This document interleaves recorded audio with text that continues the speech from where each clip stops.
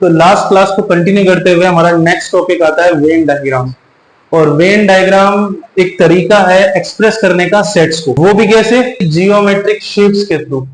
यहाँ पर हम मोस्टली जब यूज किया जाता है वो यूनिवर्सल सेट के लिए रेक्टेंगल को यूज किया जाता है, और हम सर्कल्स और ट्राइंगल का यूज करते हैं अदर सेट्स को रिप्रेजेंट करने के लिए जो यूनिवर्सल सेट के अंदर एग्जिस्ट करते हैं। जैसे एग्जांपल के तौर पे अगर मुझे यह दिखाना है कि ए और बी दो सेट्स हैं जिसमें कुछ में भी कुछ कॉमन पार्ट हो, और ये किसी यूनिवर्सल सेट यू के अंदर है, तो मैं यूनिवर्सल सेट यू को रेक्टेंगल के थ्रू शो करूंगा, और उसके अंदर दो सेट ए और बी को सर्कल, दो सर्कल से, दो ट्राइंगल से, या किसी एक को सर्कल से और दूसरे को ट्राइंगल से रिप्रेजेंट कर सकता हूं। ठीक है, तो ये जियोमेट्रिक शेप्स को यूज करके इस तरह से सेट्स को रिप्रेजेंट करने का तरीका ही क्या कहलाता है, वेन डायग्राम कहलाता है। ठीक है, अब इन्हीं वेन डायग्राम्स का यूज हम कॉम्प्लेक्स सेट्स ऑपरेशंस को समझने के लिए करेंगे। अभी तो जस्ट हम ऑपरेशन सीखेंगे, उसमें साथ साथ वेन डायग्राम भी उनके बनाते रहेंगे। सबसे पहला ऑपरेशन अगर हम देखें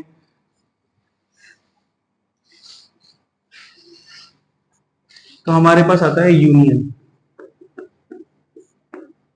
ठीक है, अब ऑपरेशंस क्या है, जैसे हम प्लस माइनस मल्टीप्लाई डिवाइड करते हैं डिजिट्स के अंदर, वैसे ही सेट्स के लिए ऑपरेशंस कुछ डिफरेंट है, उनके नेम डिफरेंट है, उनको अप्लाई करने का तरीका है। जैसे प्लस में एडिशन होता है, माइनस में सब्सट्रैक्शन होता है, मल्टीप्लाई में हमें मल्टीप्लिकेशन करना होता है, वैसे ही हम यहाँ पर यूनियन की हेल्प से क्या कर सकते हैं दो सेट्स के साथ, that is called operation, union operation.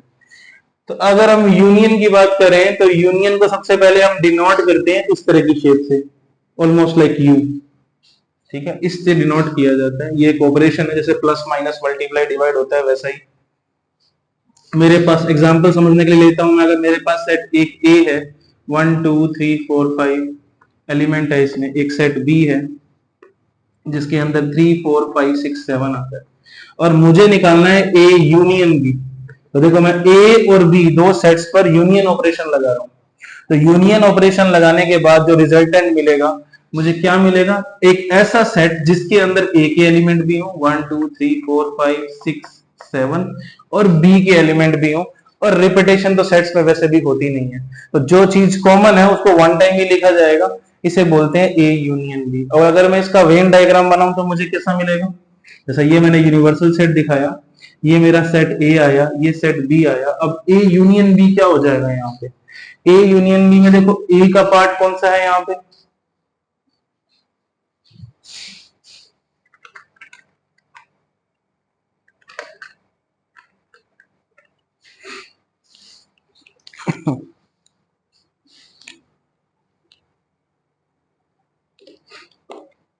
तो देखो यहाँ पे ए का पार्ट कौन सा है, ये देखो, ये अगर मैं इस रेड वाले को ए बोलूं और अगर मैं इस ब्लू वाले को बी बोल दूं, this is A and this is B, तो यहां पे अब जो रीजन शेडेड है ये सारा मिलाकर दोनों को together, this whole region is called, this is called A union B, जो टोटली शेडेड है पूरा का पूरा, ये रिप्रेजेंट करेगा मुझे ए यूनियन बी को। ठीक है, तो इस तरह से हम इन ऑपरेशंस को समझ सकते हैं वेन डायग्राम के थ्रू साथ साथ। ठीक है, नेक्स्ट ऑपरेशन हमारे पास आता है इंटरसेक्शन। बिल्कुल सिंपल ऑपरेशन है यूनियन की तरह ही, और इसको डिनोट करते हैं ऐसे उल्टे यू से। ठीक है, वही मैं सेट ले रहा हूं ए और बी, ठीक है, दोबारा से नहीं लिख रहा, और मुझे निकालना है ए इंटरसेक्शन बी। तो ए इंटरसेक्शन बी का सिंपल सा मतलब है the set representing the common elements in A and B. A और बी में जो कॉमन एलिमेंट्स है वो ए इंटरसेक्शन बी में आते हैं। ए इंटरसेक्शन बी करने के बाद मेरे को एक रिजल्ट में एक ऐसा सेट मिलेगा जिसके अंदर ए और बी के कॉमन एलिमेंट हो, तो यहाँ 3 4 5 है, यहाँ भी 3 4 5 है, तो यहाँ पर 3 4 5 लिखा जाएगा, कॉमन एलिमेंट्स ओनली। अगर इसका वेन डायग्राम बनाए तो कैसा बनेगा, ये ए है, ये बी है, और इस पूरे रेक्टेंगल को हम यू बोलेंगे, यूनिवर्सल सेट जिसके अंदर ए और बी एग्जिस्ट कर रहे हैं। तो ए इंटरसेक्शन बी कौन सा रीजन हो जाएगा, ये वाला जो कॉमन है, यहां पर 3 4 5 एग्जिस्ट करेंगे, common area. Got it. Third हमारे पास जो ऑपरेशन आता है, वो थर्ड ऑपरेशन हमारे पास है डिफरेंस। सबसे पहले तो इसको डिनोट किससे करेंगे, माइनस के सिंबल से। माइनस के सिंबल से डिनोट करेंगे। अगर मुझे a माइनस बी कैलकुलेट करना है तो मैं कैसे करूंगा, a माइनस बी को कैलकुलेट करने के लिए हमें क्या करना होगा, तो इसको हम रीड भी इस तरह करते हैं दैट a के वो एलिमेंट जो b में ना हो, तो सेट a के वो एलिमेंट जो b में नहीं है, b में 3 4 5 है, तो क्या नहीं है 1 2, तो यहां पर क्या आ जाएगा 1 2। ऐसे ही अगर b माइनस ए को, तो b के वो एलिमेंट जो a में नहीं है, तो b के एलिमेंट 3 4 5 ऐसे हैं जो a के अंदर है, बचे क्या 6। तो इस तरह हम डिफरेंस निकालते हैं। ठीक है, तो हमें क्या करना है, a माइनस बी निकालने के लिए a के वो एलिमेंट लेने हैं जो b में नहीं है, जो बच गए एलिमेंट जो कॉमन नहीं थे। ठीक है, और b के वो एलिमेंट जो a में नहीं है, that is called b minus A. ठीक है।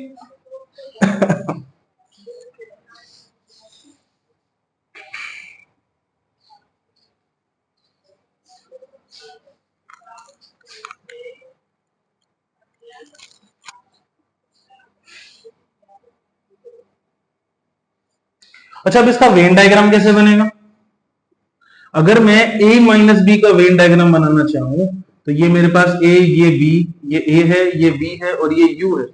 तो a माइनस बी क्या हुआ, तो देखा जाए तो ये पूरा का पूरा मेरे पास a है, दिस इज a। ये पूरा का पूरा a है, इसमें से मुझे b को माइनस करना, तो ये जो एलिमेंट b के यहां पर कॉमन थे, अगर मैं इनको हटा दूं तो मेरे पास शेडेड रीजन क्या बचा, सिर्फ ये वाला सर्कल, इतना इतना ऐसा कट गया यहां से, ये वाला पार्ट जो ब्लूइश बचा आपसे।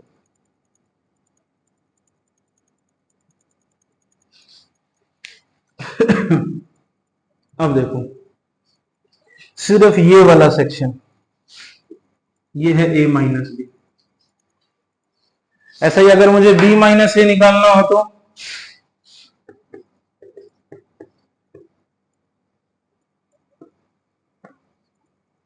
ये a है, ये b है और ये u है, तो ये पूरा का पूरा मेरे पास b था।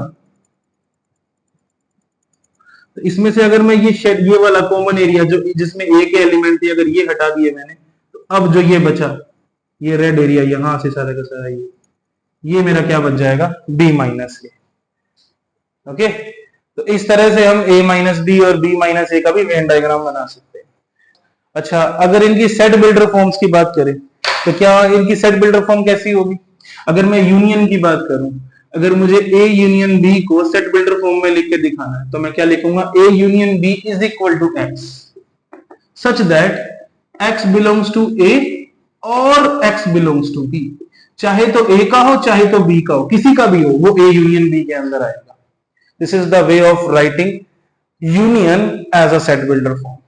और अगर मैं इंटरसेक्शन को लिखना चाहूं, तो मैं क्या लिखूंगा, a intersection b is equal to x such that x belongs to a and x belongs to b। x a का भी हो और b का भी हो। यहां ध्यान रखना, यहां और लगा है, यहां एंड लगा है। ठीक है, और का मतलब चाहे तो a का हो चाहे तो b का हो, that will B contained in a union b। यहां पर a और b दोनों में होगा तभी आएगा। अगर मैं बात करूं a माइनस बी की सेट बिल्डर फॉर्म की, तो कैसे बनेगी,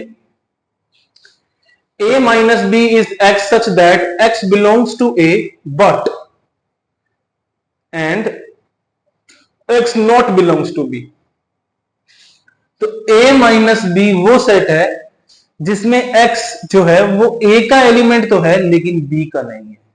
और अगर b माइनस ए की बात करें, तो x such that x belongs to b and x not belongs to b।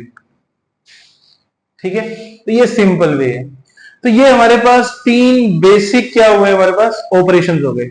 Intersection की एक एप्लीकेशन है हमारे पास डिसजॉइंट सेट्स। अब डिसजॉइंट सेट्स क्या होते हैं? जब ए इंटरसेक्शन बी फाई हो, खाली, यानी ए और बी में कुछ भी कॉमन नहीं आ रहा। एग्जांपल के लिए मैं लूं 1 2 3 is A and 4 5 6 is B, और अगर अब ए इंटरसेक्शन बी निकाला जाएगा तो there is nothing, that will be a null set. इस केस में ए और B are disjoint sets for each other. ठीक है, यहां पे ए इंटरसेक्शन बी। अच्छा, इसका वेन डायग्राम कैसा बनेगा? ऐसा, ये अगर यू है तो ये ए होगा और ये बी होगा। Nothing is common in A and B and both are existing inside universal set. कि दोनों यूनिवर्सल सेट में है और ए और बी दोनों अलग बड़े पड़े हैं, इनके अंदर कुछ भी कॉमन नहीं है।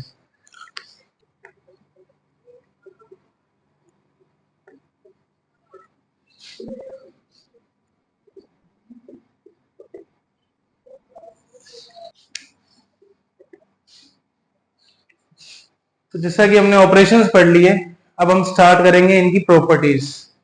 तो पहली प्रॉपर्टी है दैट इज कॉम्यूटेटिविटी।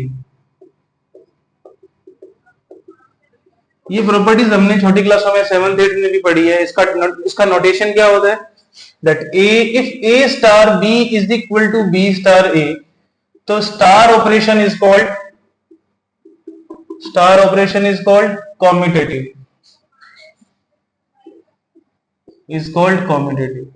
तो अब मैं किसी भी चीज की बात करूं, देखो अब एग्जांपल से समझते जाएंगे कि कौन सा ऑपरेशन कॉम्यूटेटिव हो सकता है और कौन सा नहीं होता है। ठीक है, कंक्लूजन लिखते जाएंगे और समझते जाएंगे। सबसे पहली प्रॉपर्टी हम सीख रहे हैं कॉम्यूटेटिविटी। और कोई भी ऑपरेशन कॉम्यूटेटिव तब होता है, कोई star operation is called commutative if A star B is equal to B star A. तो हमें चेक करना है जो हमने तीन ऑपरेशन पढ़े हैं उनमें से कौन सा ऑपरेशन कॉम्यूटेटिव है और कौन सा ऑपरेशन कॉम्यूटेटिव नहीं है।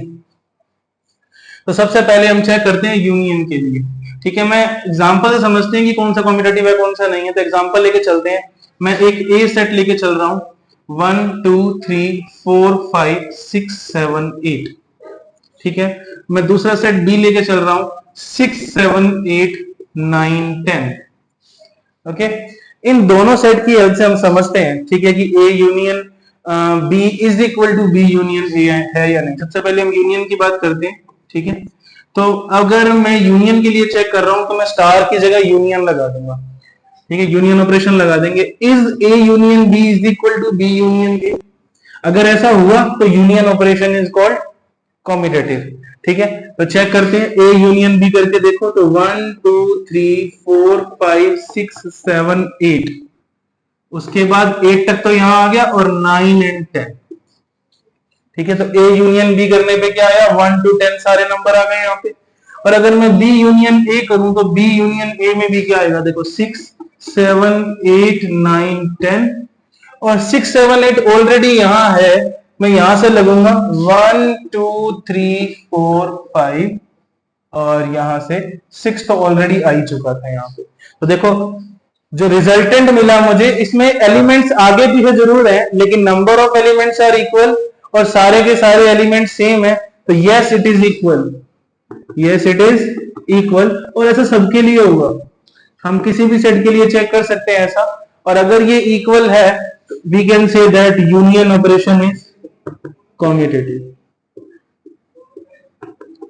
अगर मैं एसोसिएटिविटी चेक, सॉरी, अब अगर मैं इंटरसेक्शन के लिए चेक करूं, क्या ये इंटरसेक्शन के लिए भी ट्रू है? क्या A intersection B is equal to B intersection A आएगा? Let us check. तो ए इंटरसेक्शन बी, ए और बी में कॉमन क्या है? कॉमन इज 6 7 8, यहां भी है और यहां भी है। तो रिजल्ट में मुझे मिला 6 7 8। यस, और बी और ए में तो बात तो वही है ना, कॉमन ही तो देखना है। तो दैट इज ऑल्सो सेम 6 7 8, तो ये भी तो इक्वल आ रहा है। 6 7 8 इज इक्वल टू 6 7 8। और अगर किसी भी ऑपरेशन के लिए A star B is equal to B star A आ जाता है तो वो ऑपरेशन कॉम्यूटेटिव हो जाता है। So we can say that intersection operation is also commutative। अब यही चीज हम किसके लिए चेक करेंगे? डिफरेंस के लिए। Let us check it for difference now. तो मैं पहले a माइनस बी निकालूंगा और फिर b माइनस ए निकालूंगा। Let us check they are equal और नॉट। तो a माइनस बी मुझे क्या मिलेगा, a माइनस बी बताया था ना कैसे रीड करना है, a के वो एलिमेंट जो b में नहीं है। a के ऐसे कौन से एलिमेंट है, देखो 6 7 8 यहां पड़ा है, 6 7 8 यहां पड़ा, तो ये वाले वो एलिमेंट हो गए जो b में नहीं है। तो a माइनस बी करने पे आया 1 2 3 4 5, और b माइनस ए का मतलब होता है b के वो एलिमेंट जो a में नहीं है। तो कौन कौन नहीं है, 9 और 10। ये तो क्लियरली दिख रहा है कि नॉट इक्वल है। इसका मतलब जो माइनस ऑपरेशन है it is not commutative, minus operation is not commutative. तो ऐसे हम कॉम्यूटेटिविटी चेक कर सकते हैं। ठीक है, तो रिजल्ट मुझे क्या मिला यहां से, that first thing is union operation is commutative. Conclusion क्या निकालेंगे हम, union operation is commutative. That means A union B is always equals to B union A. Second property हमारे पास क्या आई, that intersection operation is also commutative. यानी A intersection B is equal to B intersection A होगा। ये दो property हमें लगानी भी आनी चाहिए, जहां नीड पड़ेगी वहां हम इनका यूज करेंगे। Okay, so first property is commutative, और यहां से कंक्लूजन हमने क्या निकाला कि यूनियन और इंटरसेक्शन ये दोनों ही क्या होते हैं, कॉम्यूटेटिव, डिफरेंस कॉम्यूटेटिव नहीं होते हैं। ठीक है, अब सेकंड प्रॉपर्टी करते हैं हम एसोसिएटिविटी।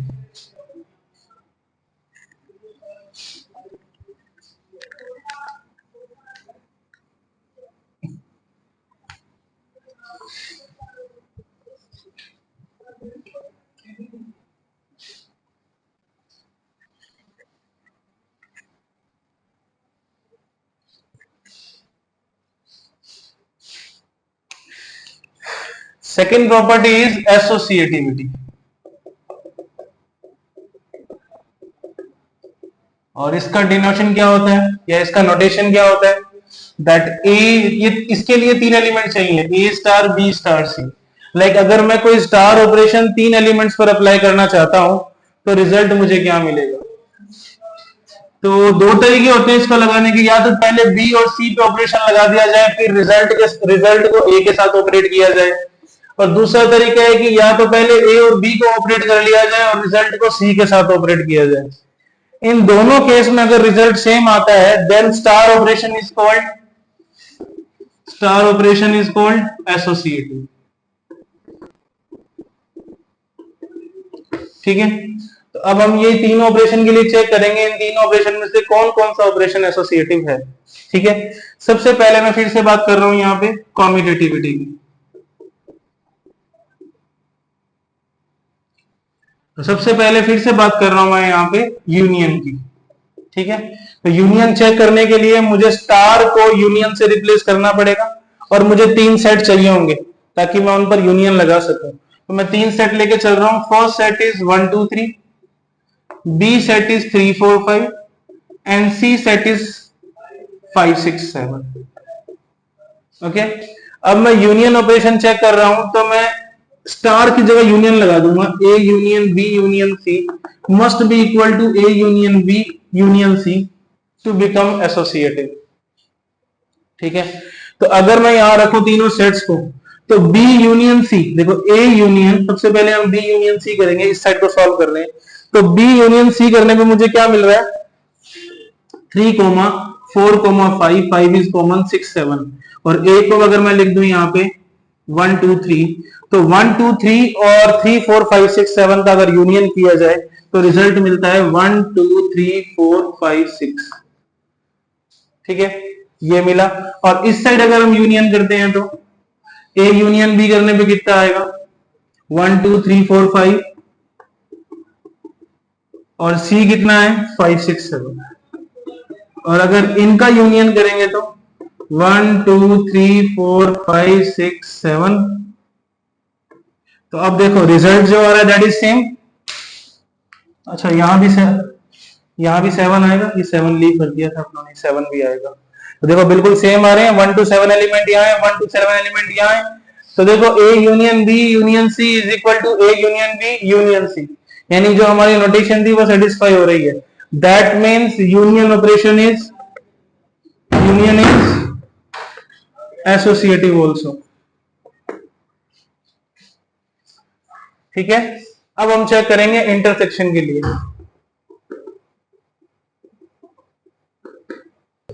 तो बस ये स्टार ऑपरेशन को इंटरसेक्शन से रिप्लेस करके देख लेते हैं। A intersection B intersection C is equal to A intersection B intersection C आना चाहिए, तब हम कह सकते हैं कि ये एसोसिएटिव होगा। ठीक है, तो देखो सबसे पहले बी इंटरसेक्शन सी मेरे पास क्या आ रहा है, बी और सी में कॉमन क्या है 5। ठीक है, और ए इंटरसेक्शन 5, ए क्या है, ए हमारे पास है 1 2 3। अब 1 2 3 और 5 में कॉमन क्या आ रहा है, कुछ भी नहीं, तो हम यहाँ लिख देंगे 5।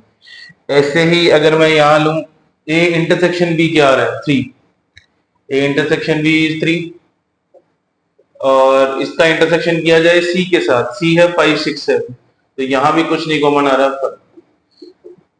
ठीक है, तो यहां देखो इक्वल आ रहा है। एक और एग्जांपल ले लेते हैं अच्छे से समझने के लिए इसको। मैं सेट ले रहा हूं एक्स सेट लिया मैंने 1 5 7 8। एक सेट लिया वाई जिसके अंदर लिया मैंने 5 7 8 9। एक सेट लिया जेड जिसमें लिया मैंने 5 2 7 10। ठीक है, अब मुझे निकालना है यहां से x intersection y intersection z। to check associativity, x intersection y intersection z should be equal to x intersection y intersection z। तो y intersection z यहां से देखा जाए तो दोनों में कॉमन क्या आ रहा है, इसमें 5 आ रहा है, इसमें 7 आ रहा है, दोनों में 5 7 आ रहा है, तो हाँ y intersection z is 5 7। और इसका इंटरसेक्शन निकालना है x से, और x में एलिमेंट है 1 5 7 8। देखो अब यहां से कॉमन क्या आया दोनों में, फिर से 5 7, तो इन दोनों का इंटरसेक्शन क्या हो जाएगा 5 7। ऐसे ही अगर इधर निकाला जाए तो x और y का इंटरसेक्शन क्या है 5 7, दोनों में कॉमन क्या आ रहा है 5 7 8, तीनों आ रहे हैं, तो 5 7 8। और इंटरसेक्शन विद z, z में है 5 2 7 10। ठीक है, तो यहां पे भी कॉमन क्या आ रहा है इन दोनों में 5 और 7 ओनली, तो ऑल ओवर रिजल्ट जो आया दैट इज इक्वल हमारा। तो हम कह सकते हैं कि intersection is also associative. Difference के लिए चेक करेंगे तो डिफरेंस के लिए हमारे पास जो है डिफरेंस प्रॉपर्टी है वो एसोसिएटिव नहीं आएगी, यानी x minus Y minus Z. जब इसके लिए मैं अगर x minus Y minus Z is equal to x minus Y minus Z check करूंगा तो दीज आर नॉट इक्वल, ये इक्वल नहीं आएंगे, इसीलिए ये वाली प्रॉपर्टी एसोसिएटिविटी डिफरेंस पर नहीं लगती। अब इंटरसेक्शन और यूनियन की प्रॉपर्टीज करने के बाद कंक्लूजन क्या निकला, देखो सबसे पहले हम यूनियन की बात करें तो यूनियन जो है, union is a commutative operation. Union कैसा है, कॉम्यूटेटिव ऑपरेशन है। ठीक है, क्योंकि A union B is equal to B union A होता है, first thing. Second thing, union is associative, यानी A union B union C is equal to A union B union C. ठीक है, third property हम और भी इसमें ले सकते हैं, that is identity. Law of identity कहा जाता है इसे। लॉ ऑफ आइडेंटिटी क्या कहते हैं, क्या कहते हैं, तो लॉ ऑफ आइडेंटिटी क्या कहता है कि ए का यूनियन अगर फाई से किया जाए तो वापस रिजल्ट मुझे क्या मिलता है, ए ही मिलता है। यहाँ पे फाई एज आइडेंटिटी वर्क कर रहा है, किसी भी ऑपरेशन के साथ किसी भी सेट के ऊपर अगर कोई ऑपरेशन अप्लाई किया जा रहा है और वापस रिजल्ट में वही सेट मिल रहा है, तो यहाँ पर ये फाई क्या कहलाएगा, आइडेंटिटी। तो ये है लॉ ऑफ आइडेंटिटी। ठीक है, फोर्थ हमारे पास आता है law of union. Law of union क्या है कि अगर ए का यूनियन किया जाए यूनिवर्सल सेट से तो रिजल्ट में क्या मिलता है, यूनिवर्सल सेट। तो रिजल्ट में क्या मिलता है, यूनिवर्सल सेट। अच्छा, एक और लॉ है हमारे पास इसके अंदर which is called idempotent law. Idempotent law, idempotent word जो है दो वर्ड से मिलकर बना है, आइडेम एंड पोटेंट। ये लैटिन का वर्ड है। आइडेम का मतलब होता है सेम और पोटेंट का मतलब होता है इफेक्ट। यानी अगर किसी ऑपरेशन को मल्टीपल टाइम लगाया जाए, ठीक है, तो उसका रिजल्ट क्या रहता है, इफेक्ट क्या रहता है, सेम, तब उसे क्या बोला जाएगा, आइडेम्पोटेंट।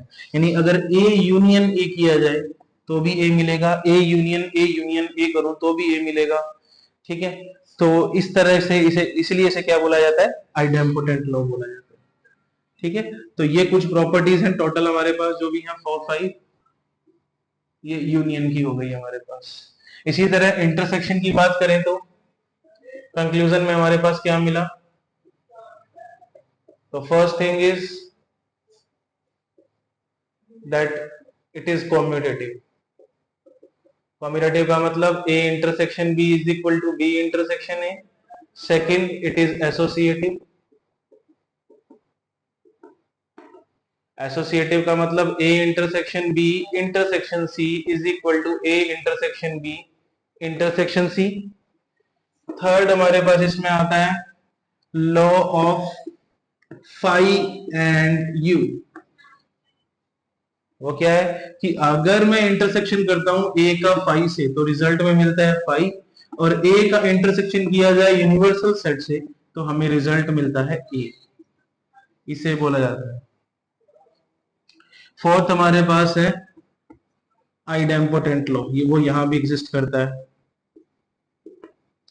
आइडेम्पोटेंट लॉ क्या होता है कि A intersection A is equal to also A और ए में कॉमन क्या आएगा, ए ही आएगा। और एक प्रॉपर्टी हमारे पास है जो दोनों में कंबाइन फॉर्म में लगती है, दैट इज डिस्ट्रीब्यूटिविटी। अब डिस्ट्रीब्यूटिविटी क्या है, दो तरह की हमारे पास डिस्ट्रीब्यूटिविटी है। पहली डिस्ट्रीब्यूटिविटी है distribution of union over intersection. तो इसमें क्या होगा, अगर A union B intersection C पड़ा है तो इसको मैं A union B intersection A union C लिख सकता हूं। मैंने इस यूनियन को डिस्ट्रीब्यूट कर दिया बी और सी में। और दूसरा हमारे पास आता है distribution of intersection over union. तो A intersection B union C is equal to A intersection B union A intersection C. अब यहां पे हमने इंटरसेक्शन को डिस्ट्रीब्यूट कर दिया ओवर यूनियन, तो ये हमारा हो गया डिस्ट्रीब्यूटिविटी।